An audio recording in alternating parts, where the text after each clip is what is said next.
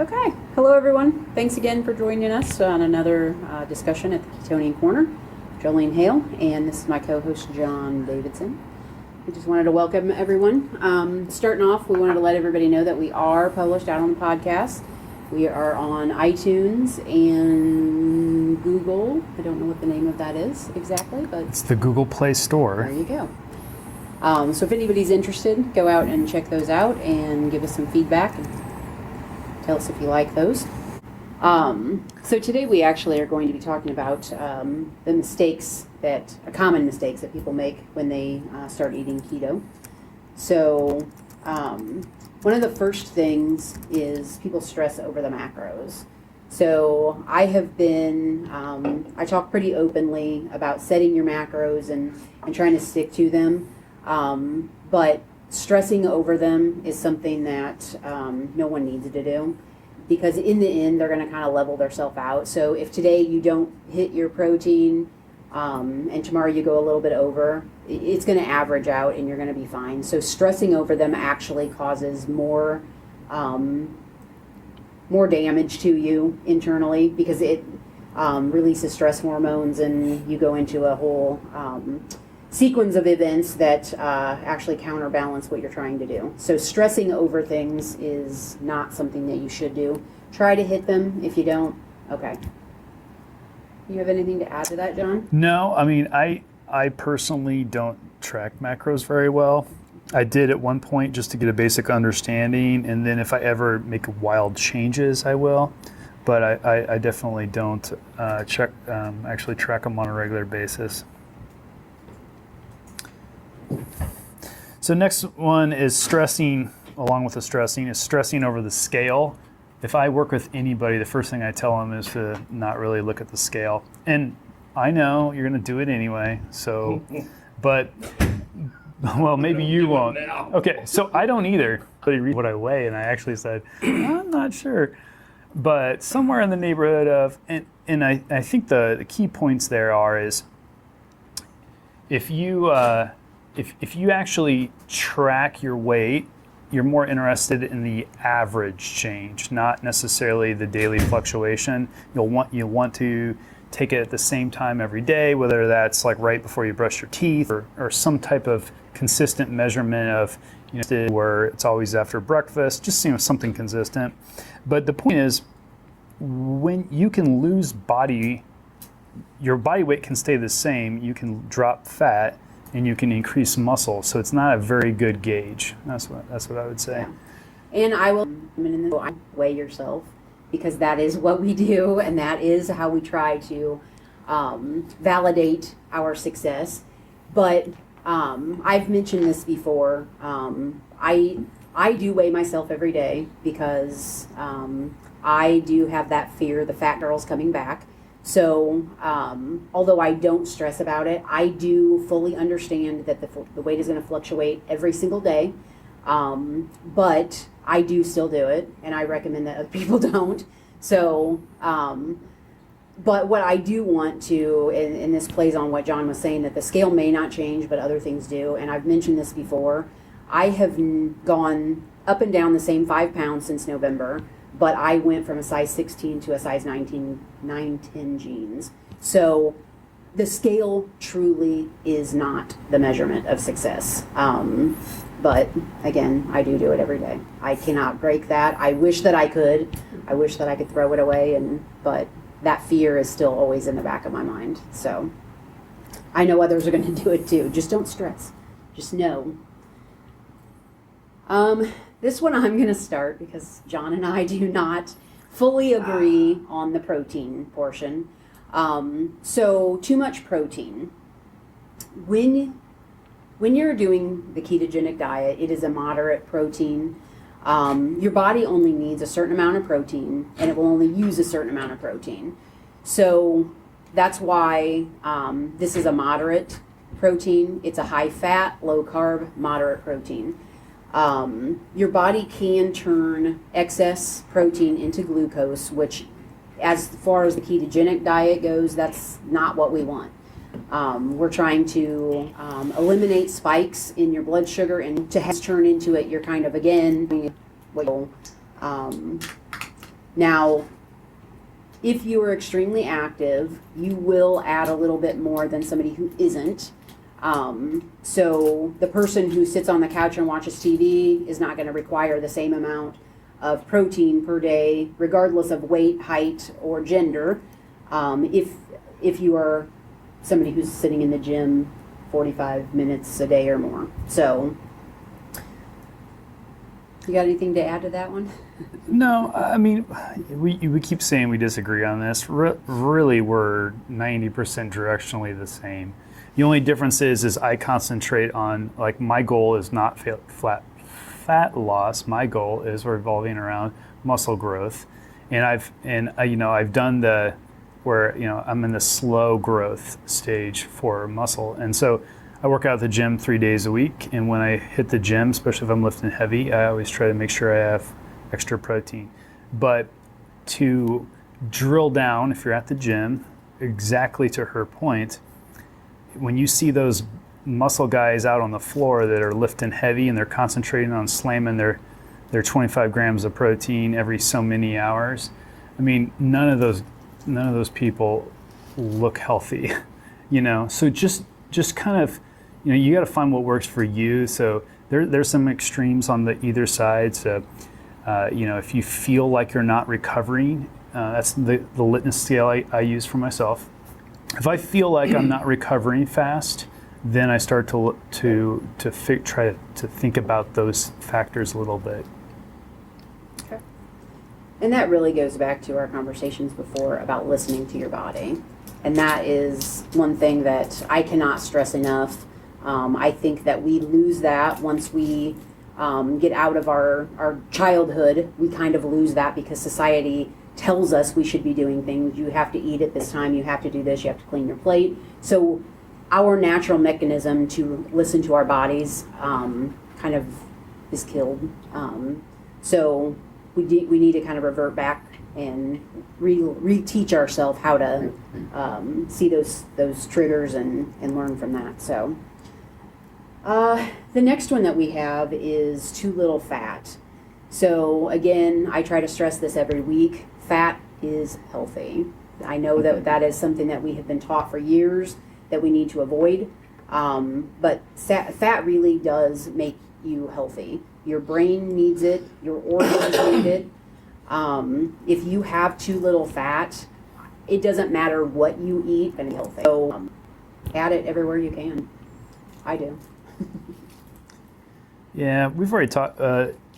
We had a whole podcast on this. Yep. So if that's something that you're still struggling with, I just recommend going back and re-listening to that. With that, though, there is the wrong kind of fats. We had a whole nother podcast on that, good fat, bad fat.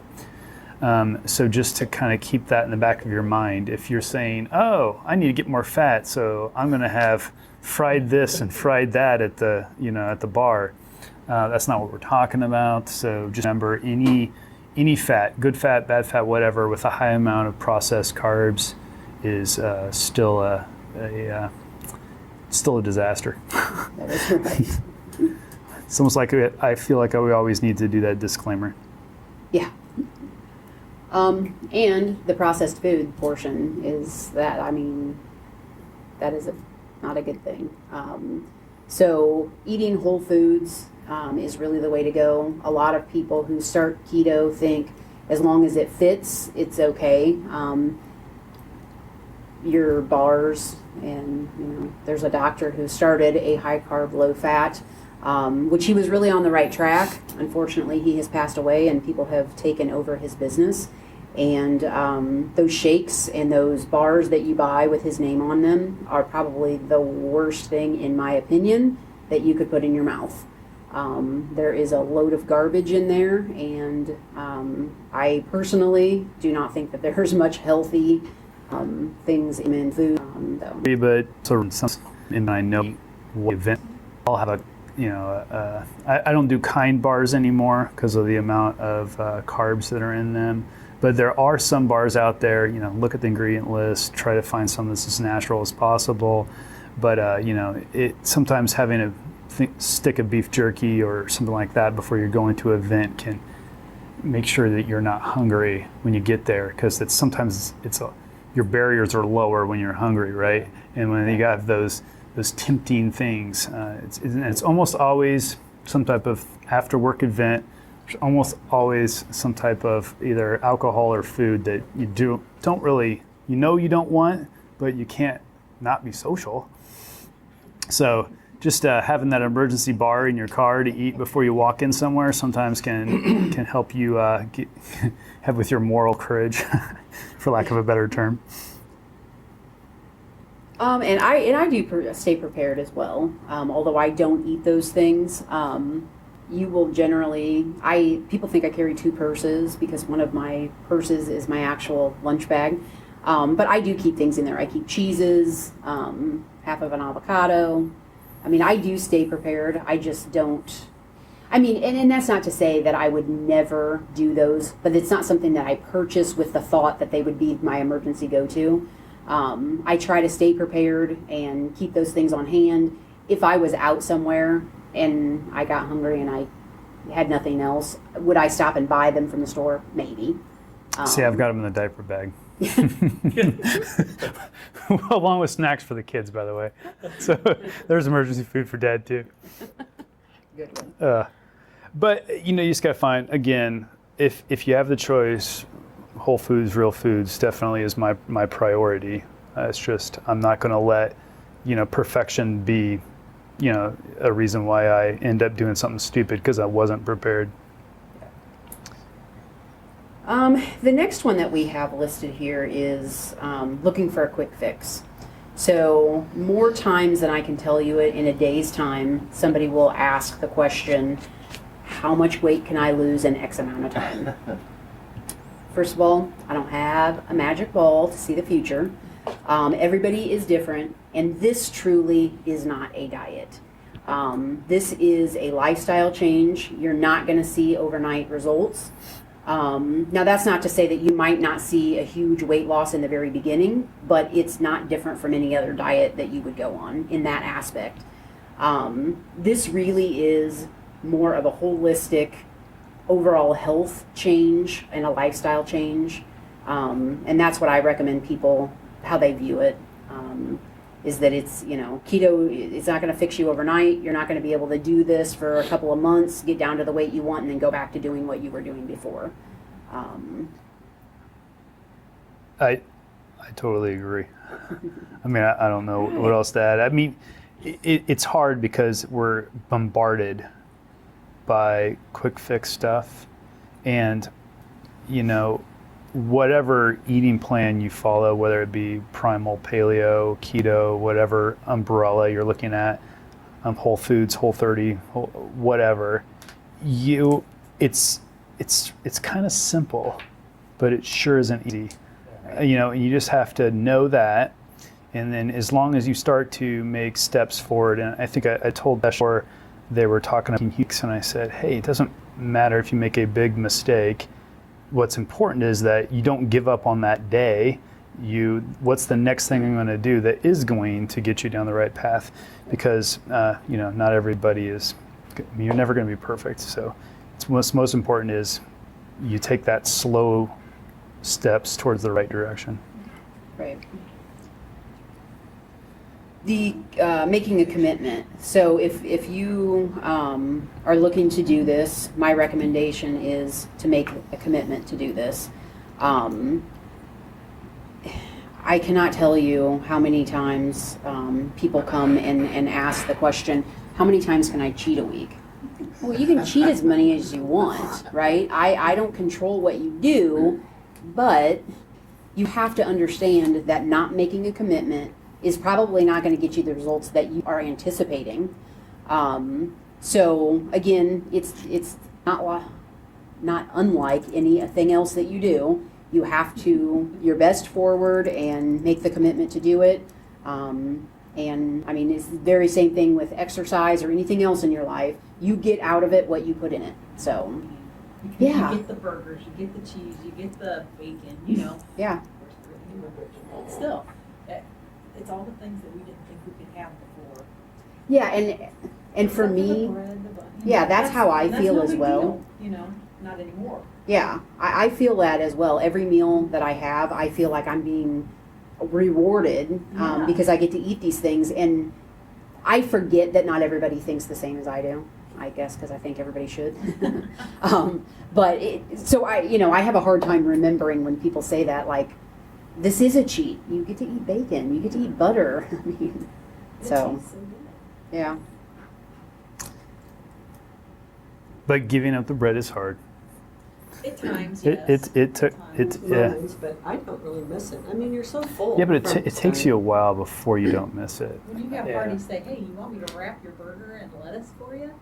Sure, why not? Yeah. See, and I guess I'm different because again, that is not something that ever has bothered me. Oh, I struggled for a long Yeah. time with breadsticks. Oh, yeah.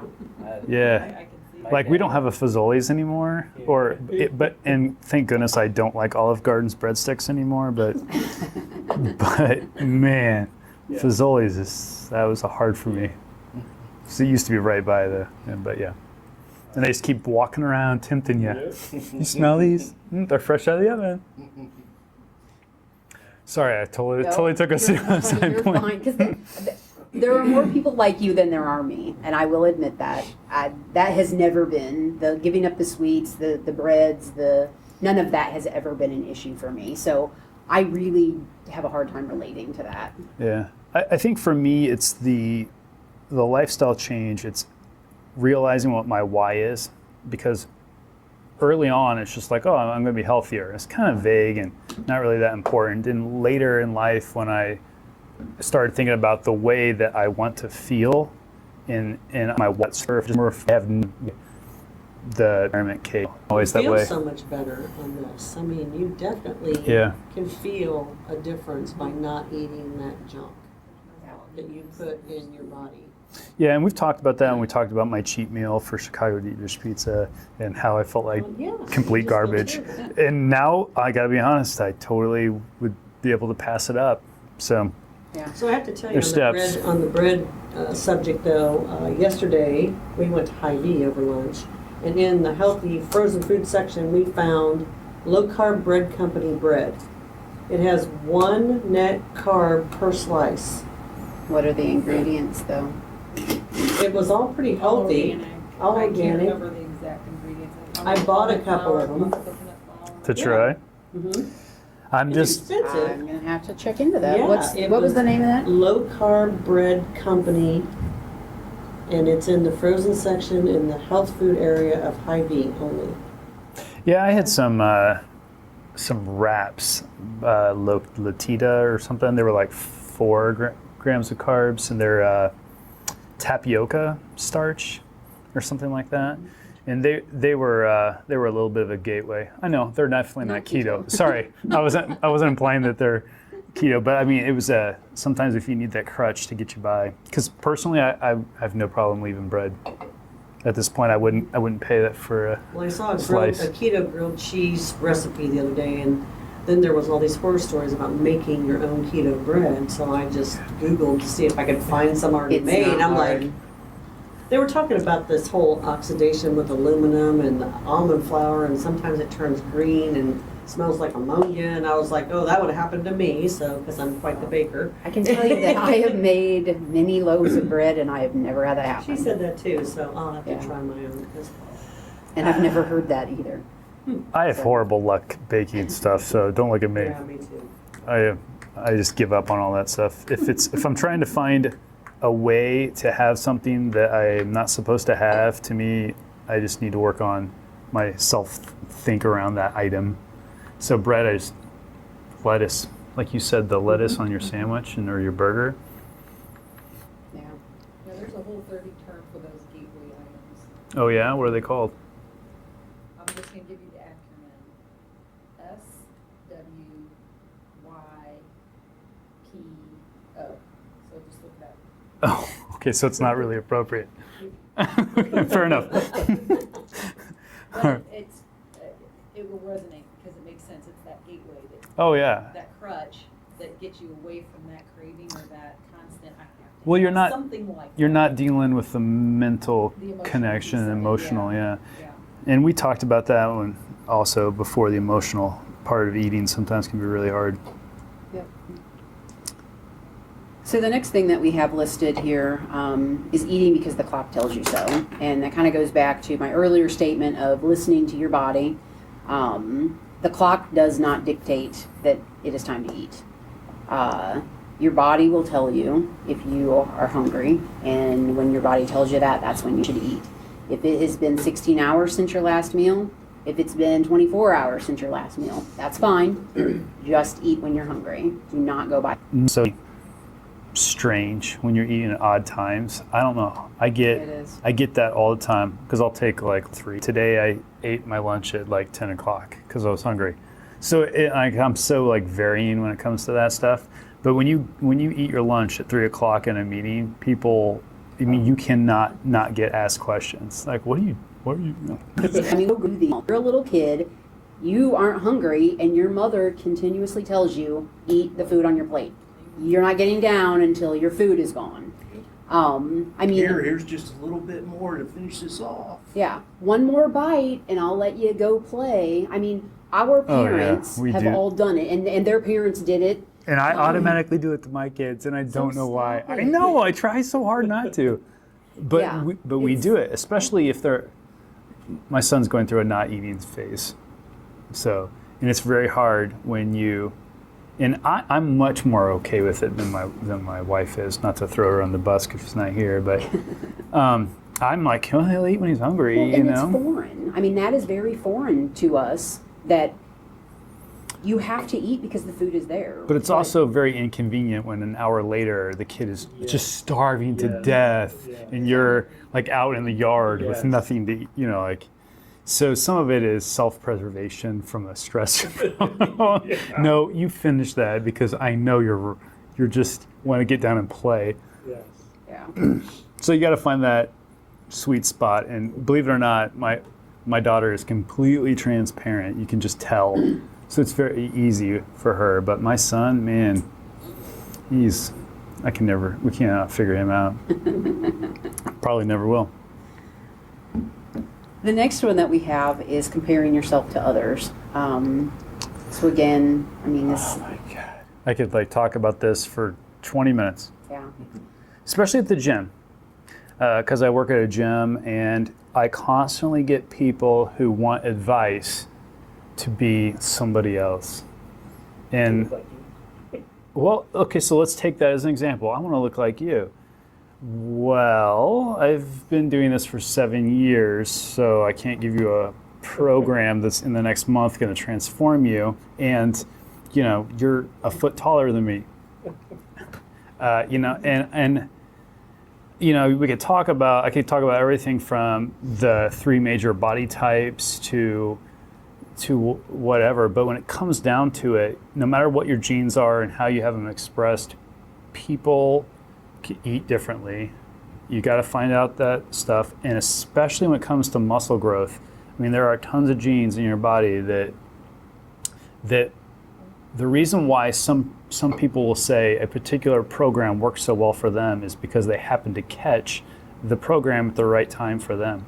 So, you know, basic programming when it comes to, I know we're getting off keto here, but you know, we can talk about this a little bit more in detail next week when we talk about fitness, but you will grow muscle differently depending on your body type and depending on, you know, what type of muscle fiber you have, and it's that easy. So, sorry, I hijacked your questions because I like to do that. Totally fine. Yeah, I mean, it goes along food and with fitness. I have to tell you, I used to be a cosmetologist, and What's a cosmetologist? Well, I should know that, right? Is that the You person should who know does that. is that like does hair? it does. They do there. And everybody wants to look like that girl in the picture. It doesn't matter what the picture is. The girl has super thick hair, and yours is not, and you're not. I mean, you're not. You really just are not going to look like her. I'm sorry. If you're 5'3", that doesn't mean that your body is dating. There is no quick cure. This is not a miracle pill. This is not a gimmick. Everybody has their own journey. I always go back to saying we don't all wear the same size shoe, and this diet, you just are not going to be the same as the guy down the street. So what if somebody is using it for motivation? So they have that picture of that girl, they know they're really never going to look like her, but seeing pictures of her. I think that there are some benefit to the side-by-sides or the Jane Doe's journey, because it does inspire some, but it also, and even for me, I mean, I've been doing this a year, but even for me, I look at them and I'm like, dang, why haven't I progressed that much in that short of amount of time? Or why didn't I do that? It's a balancing act, and it again goes back to letting things stress you out. So if you are one of those people who can look at those and look at that journey and say, oh my gosh, you are my inspiration. This story is an inspiration. Yeah, follow them. Try to be that. But if you have the personality that you're going to look at that and then go, oh, darn it, that girl lost 10 pounds in a week and I've only lost half a pound. You know what I mean? So it's about you your have to know self-think, yes. for lack of a better. So if it's for a vision board and it's motivational, then that's one thing. And it can change daily. You know, I mean, there are days that I look at those and I'm like, oh, that is an inspiration. And then there's days that I'm not feeling that great and I'm like, it's not an inspiration. Now I'm ticked off about it, right? So I mean, you truly have to know you. See, for me, it's LL Cool J, and I know I'm never gonna look like him. Well, for a lot of different factors. But you know. Okay, that one. That actually makes me giggle a lot. That's hilarious. Well, you know, I mean, he's kind of cool. No, nobody. Okay, Jason Statham. Is that better? Is that more relation? Sorry. No? The transporter? Oh man, really? Don't make me Google it. Okay, let's just move on then. I'm done embarrassing myself. The next thing is electrolyte imbalance. So I know nothing about this. okay, so doing the ketogenic diet, you're notorious for flushing your electrolytes. So What's that mean? it means that your kidneys are functioning the way that they should, and your body is not retaining things. So I should drink Gatorade? You should not drink Gatorade. So electrolytes are potassium, magnesium, and salt. The majority of the potassium that you need will come from your food. So me personally, there are people who do recommend it, but I personally do not recommend a supplement of potassium. Now, if you already know that you are borderline of being a supplement for a couple of weeks, but then with eating natural whole foods, you should be able to reverse that and get your potassium. The magnesium is another story because our food today does not have as much magnesium as it once did. So I take a magnesium supplement myself, and also your salt. So it is recommended, and this is over, but you need to up your salt intake. So I personally use the pink Himalayan, and quite honestly, So do I. there's not really a big reason why I do it. I heard a doctor say you should. I haven't done a lot of research on it. I know that there's more minerals in that salt than there is regular sea salt, but sea salt is fine as well. So. And they also make mineral drops you put in your water, but whew, man, really gives it a funny taste. Just Really? FYI. It does. Yeah. Yeah. See, and I'm not a big one to add things like that. And I think it's because I was on the gimmick train for so many years that every new diet and every new fangled thing that came out, I was trying it because I was so desperate. And so for me today, like, I really just go back to the basics. I think that's why I had such a hard time trying the MTC oil, just because in my mind that felt gimmicky. Well, anytime they're wrapping a product around it, you have to ask yourself, you know, what's their motivation? Right. You know, we've kind of talked through that a little bit. You know, if they're parading around people at a convention to try to promote some product, I mean, that is the weight loss. I mean, the bodybuilding supplements is the biggest thing. If you think about If that's what they're doing, then you got to start asking yourself, because they're marking that stuff up 50% and Right. I have a question on the potassium issue. How do you know, well, when you talk about like grams and things like that when you're low on potassium and magnesium? Generally, it is salt and magnesium if you're getting leg Really? cramps. Okay, so if you're taking a supplement, does more potassium hurt this style of eating? It's not going to hurt the style of eating, but I really would caution to do that without seeking advice.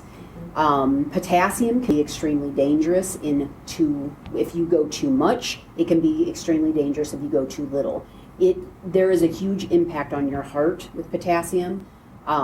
So my recommendation, a mama bear supplement. Yeah, my recommendation truly is that if you think that is something that you're low on, you probably need to go see your doctor and have some blood work done, and they can prescribe if you need to bring your levels up or not. Is that in a basic blood panel? It is. It is. But I just recently started having the leg cramps at night. Yeah, after I being would on up this your since salt. March. Yeah, I would up your salt. And before taking the magnesium supplement, if you did not experience this before, maybe try to soak in Epsom salt. The magnesium in that actually absorbs quickly. So if the magnesium is the issue, the Epsom salt will help. Yeah, with I that. bought supplements, magnesium and potassium, and I've been taking them. I just started over the weekend, last weekend, and so far so good. But now I probably need to back off the potassium. Yeah, I mean, again, if you know that you're low, it might be okay, but I really would recommend to have those levels checked by the doctor before introducing that, because you can get the majority of potassium you need from foods. Okay, great. Yeah. Thanks. The next thing that I wanted to talk about is trying to do this alone. So there is a lot of support. This is a huge change in one's life. You're changing everything that you know. You're changing the way you cook, the way you eat, the way you think. So doing it by yourself sometimes can be a little overwhelming, and quite honestly, there's not a reason to do it by yourself. There are multiple Facebook groups out there. There are support groups. You can Google it and find just random people. Google is your friend. So honestly, Well, vet the random yes, there people. is a lot of garbage out there. That's There something is. I've seen when I started looking at this, and I'm going, between websites, there's a lot of differences between what fruits you can have. That is true. That is And true. other things, and I'm going, and one was totally, I couldn't believe that it's even there. Yeah. So my recommendation for people is, quite honestly, do the research. Know where your research is coming from, first of all. So when I started doing this, and I started researching long before I actually started eating this way. So I looked up medical reports. I looked to see who was funding those reports. Once I got an understanding and a good feeling for what I believed to be true, then I went and I looked for those Facebook groups and those other things that mimicked what I thought was. So I didn't go to a Facebook group knowing nothing and that's where some of the mistake is made as well. Although I want to help everyone, I tell everybody you need to do your own research too. I've done it for you. I've gone through all of this, but you might find something that you believe. I mean, it's kind of like religion, right?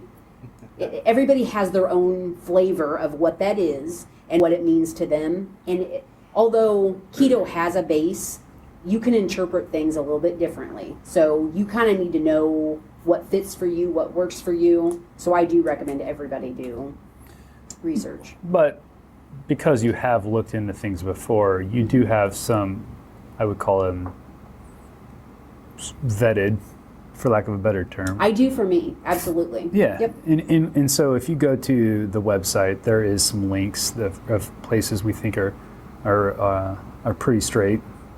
And that's our plug. Go to Ketonian That's right. Korner.com.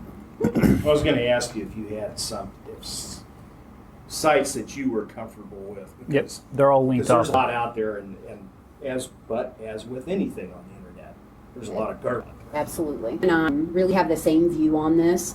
And so if you go to our website, because there's us and some of it out there, right?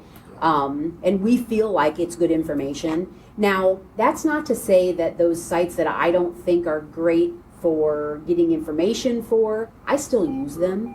There's a couple of sites that I use for recipes solely. So even though I don't buy into their methodology or their ideology, I do use their recipes because they fit into what I do. So again, you can use them, you just might not actually agree with their thought process, right? All right, so we only have a couple more minutes. Which one do you want to do? Yeah, my last one that I want to hit on is carbing up. So Oh, you want to leave on a high note, huh? that's right.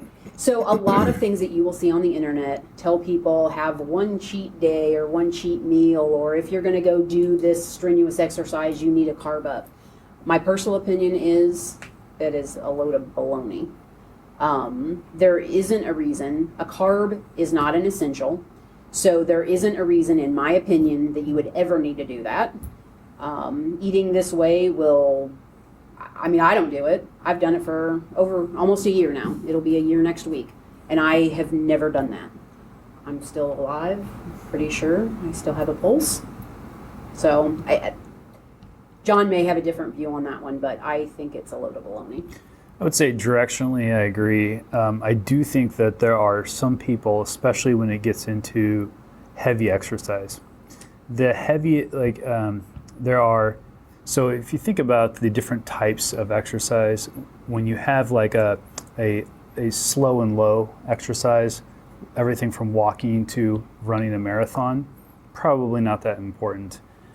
But if you're going to get into something that's explosive, like HIIT training, heavy weightlifting, those type of things, that starts to get into the realm of, I wouldn't say it's completely out of the question, but when somebody says carb up, you're thinking a big, huge carb meal. And when I say carb backloading is the term I would use, we're talking about maybe increasing 10 carbs or 20 grams of carbs. We're not talking about A bowl of pasta. a bowl of pasta. So you just need to be cautious, because if the average 100, when they say carb up, even if you read that somewhere, or a carb night or carb backloading, those are all terms we can talk about in detail next week. But we're talking about just a very, very small amount. We're not talking about a major cheat meal.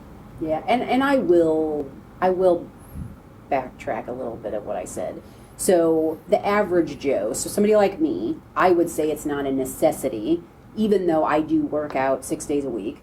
I don't think for me it is a necessity to do the carbs. Now, if it is somebody who's doing a marathon or a triathlon, those people are a little different. So I think, doing the carbs, and again, I have worked out, and I do it fasting, to be quite honest. I work out fasting too, just full disclosure. And some people say they can't do that. And, you got to find out what works for you. But workout fasting, like I lift weights in the morning without eating anything. So I eat nothing before I go to the gym. Basically is 8 hours or more without food. So I'll eat dinner when I eat dinner, and I'll have coffee with cream, heavy cream in it, whenever in the morning. But it's always after I work out. It's rare that I have anything before I work out. Yeah, I have never done that. The only For workout. But yeah. There was a time in my life where I swore I couldn't do that. So Yeah, right. there's a lot of people. I mean, the gym that I belong to, that's what they say. You have to eat an hour before you come, and then 30 minutes after you're done exercising, you need to eat. And I mean, I eat lunch. I work out at 5:30, and then sometimes I eat dinner when I get home, and sometimes I don't. I mean, if I'm not hungry, I don't eat it. Yeah. So. All right, fasting's a whole other topic, though. Yes. We should do that. That's talk about controversial. Yes. Between now and then, hit the web page, or drop us an email, or just come talk to us. I mean, we're here because we're sharing our experiences. We may not have all the answers, but going back to the question midday, you're not alone. That's right. You know, find somebody to talk to. So, all right, thanks for joining us, and we'll see you All right, thanks. next week.